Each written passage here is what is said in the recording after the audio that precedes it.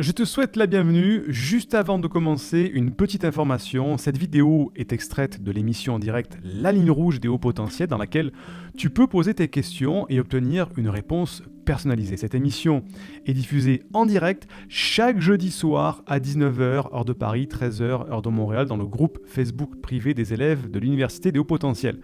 Si tu ne fais pas encore partie de ce groupe d'entraide et de bienveillance, tu peux y accéder en devenant élève de l'université. Pour cela, il te suffit juste de télécharger une première formation offerte dans le cadre de cette campagne de sensibilisation au haut potentiel. Le lien se trouve en description de cette vidéo ou en description du podcast. C'est tout simple, tu m'indiques à quelle adresse je dois t'envoyer la formation et tu la reçois tout de suite. Une question de Anne Fleur qui nous dit « Avec tout ça, j'ai peur de devenir trop arrogante ou prétentieuse. Comment équilibrer ?» Alors déjà, Anne Fleur, si tu es haut potentiel, enfin notamment un haut potentiel, va avoir beaucoup de mal à être trop prétentieux.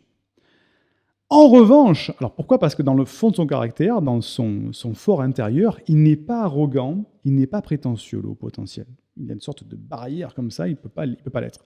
En revanche, son comportement est souvent pris comme arrogant ou prétentieux. Pourquoi ?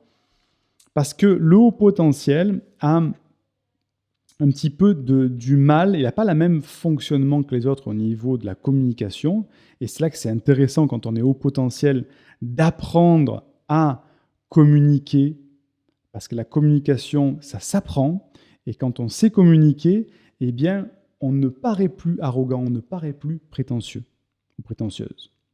Donc, le haut potentiel, si tu suis tous les conseils Anne Fleur que j'ai donnés au début, il ne sera pas, quand on veut se valoriser, on ne dépasse pas la limite en disant « Oh là, je me suis trop valorisé, je deviens arrogant ou prétentieux ». Non, parce que si tu suis les conseils que je t'ai donnés, il n'y a pas d'arrogance. Dans la communication non violente, il n'y a pas de « Oui, mais moi, je suis le plus fort. Oui, mais toi, t'es nul. Moi, je sais m'imposer. » tout ça. Non. Respect, bienveillance, affirmation de soi. Donc déjà, c'est les barrières à ne pas franchir.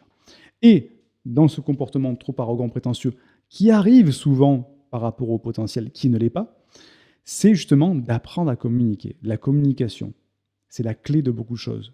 La communication, c'est la clé de la compréhension. La communication, c'est la clé de la persuasion. La communication, c'est la clé du bien-être aussi. Donc, un haut potentiel qui peut être pris comme arrogant ou prétentieux, c'est pas quelqu'un qui veut se survaloriser, au contraire. Mais c'est quelqu'un qui peut sembler arrogant.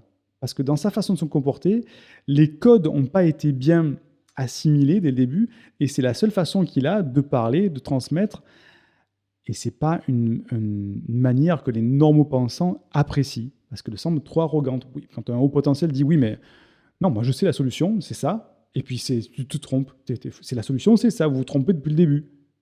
Il va dire, mais il est arrogant celui-là, pourquoi il nous dit qu'on se trompe? Il n'a même pas expliqué pourquoi on se trompait, il n'explique pas son point de vue, il nous dit que c'est comme ça et que c'est lui qui a la bonne solution. Ben non. Alors qu'en fait, lui, derrière le haut potentiel, il a calculé plein de choses par rapport à son expérience de vie, par rapport à sa multipotentialité, par rapport à son hypersensibilité, son hyperesthésie aussi, plein d'informations, et il va avoir rapidement une solution.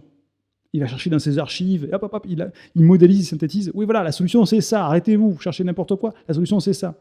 Oui, mais explique-nous. Mais je n'ai pas t'expliquer, ça prend 3 heures à t'expliquer. C'est comme ça, la solution. Arrogance.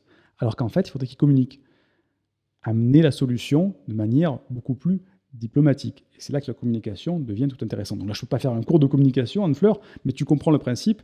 Non, le haut potentiel ne devient pas trop arrogant s'il veut se valoriser, S'il est en position de dévalorisation, qu'il apprend à se valoriser, il ne peut pas devenir arrogant. Par contre, il peut avoir un comportement qui semble arrogant. Et à ce moment-là, si c'est le cas, il faut apprendre à communiquer avec la CNV, la communication non violente, avec la PNL, la programmation neurolinguistique, parce que ce sont des outils extraordinaires de communication. J'espère que je t'ai aidé, Anne Fleur. Indique-moi en description à quelle adresse t'envoyer la formation offerte qui s'intitule « Canalise tes pensées envahissantes et profite de l'instant présent ». Et surtout, partage cette vidéo à une personne de ton entourage que ça pourrait aider. Et n'oublie pas, comme le disait Einstein, la folie c'est de faire toujours la même chose et de s'attendre à un résultat différent. Si tu veux t'épanouir avec ta douance, c'est le moment d'utiliser le bon mode d'emploi, celui qui fonctionne avec toi, et de changer pour faire de cette terre un monde meilleur.